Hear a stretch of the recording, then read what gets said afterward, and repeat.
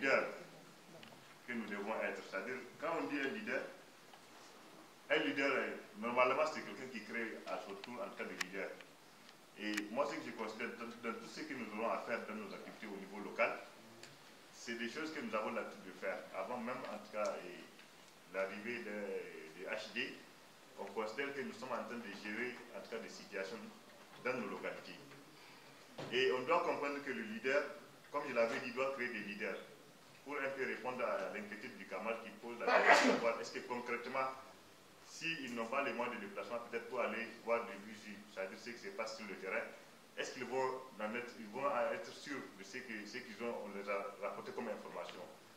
Donc c'est pourquoi j'ai dit, un leader doit créer des leaders. Ça veut dire que quand on est dans une localité, normalement on doit avoir des gens qui doivent vous aider à faire le travail. Et que normalement les PV qu'on demande de faire, moi je considère que c'est des PV de témoignage. Parce qu'on ne peut pas dire verbalement que je travaille. Il faut quelque chose pour démontrer. De deux, le PV encore, c'est comme l'avait dit le camarade, c'est-à-dire c'est pour en tout cas les engagements que les deux parties auront à prendre au niveau de la réconciliation. C'est-à-dire les engagements, chaque partie doit prendre un engagement. Donc, pour rappel, pour leur faire rappeler qu'un jour, en tout cas, voilà ce qu'il a pris comme engagement, voilà ce qu'il a écrit et voilà les signatures. Donc, moi, je considère que c'est pour les deux choses-là qu'on demande les PV. Mais sinon, concrètement, ce qu'on nous demande de faire, c'est résoudre, en tout cas, à l'amiable les conflits que nous vivons dans nos localités. Comme je l'avais dit, un leader doit créer des leaders. Quand on prend l'exemple même au sein de nos familles, ce n'est pas forcément parce qu'il est le père de la famille qu'il est le leader de la famille. Le leader, c'est une influence.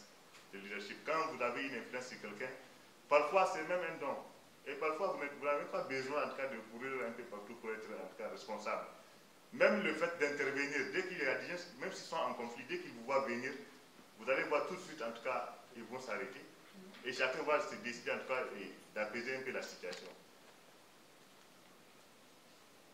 Et maintenant, par rapport à ce que nous avons comme tâche, les réseaux, c'est-à-dire les réseaux que nous avons, en tout cas au niveau de nos localités, c'est des réseaux parfois qui regroupent plusieurs communes, donc avec plusieurs relais. Maintenant, s'il y a une possibilité, en tout cas, moi ce que je pense, s'il y a au moins une possibilité de demander à ces réseaux-là de dresser des plans d'action chaque année, maintenant voir dans la mesure du possible comment est-ce qu'il faut les accompagner. Parce que même si on a l'information, en tout cas, étant seul dans une commune, parfois ce n'est pas facile en tout cas de gérer. On a besoin d'être accompagné. Et si, en tout cas, les réseaux peuvent avoir au moins un peu de moyens, il y aura même un moment où on va essayer de faire comme font les commissions foncières. C'est-à-dire au niveau de chaque village, peut-être, il y a un répondant qui est là, qui a un PV. Même s'il ne résout pas le problème, peut-être il va aider en tout cas la population à rédiger.